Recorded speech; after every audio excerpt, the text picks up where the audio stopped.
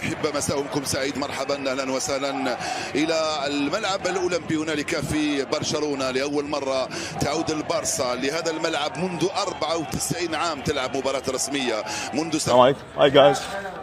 What's happening? ماذا يحدث؟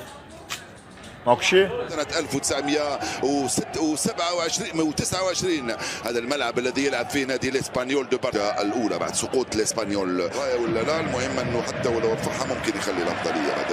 ابتعد عني فدوى واروح لك. تشجيعا للفيلم بيدري لابيل ليفاندوفسكي.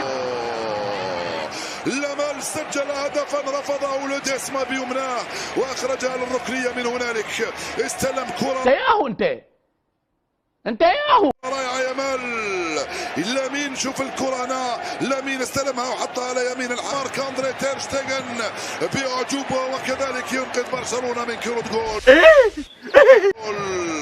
هرب روجير ديونج يبحث عن التوزيعه الرائعه ولوديسما يصفر في الدقيقة 83.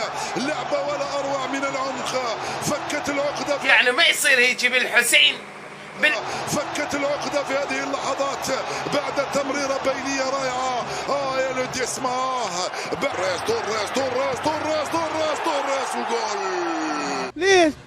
شنو سببها ليش؟ اسألهم قول لهم ليش يا بلدية الدورة، اسألهم احكيهم. هو راح احكي وياهم، هم وينهم انا يسمعوك من خلال هنا. وينهم هم؟ راح يسمعوك. سجل الهدف الثاني لبرشلونة في الدقيقة 94 من عمر اللقاء بعد كرة مرتدة وانفراد.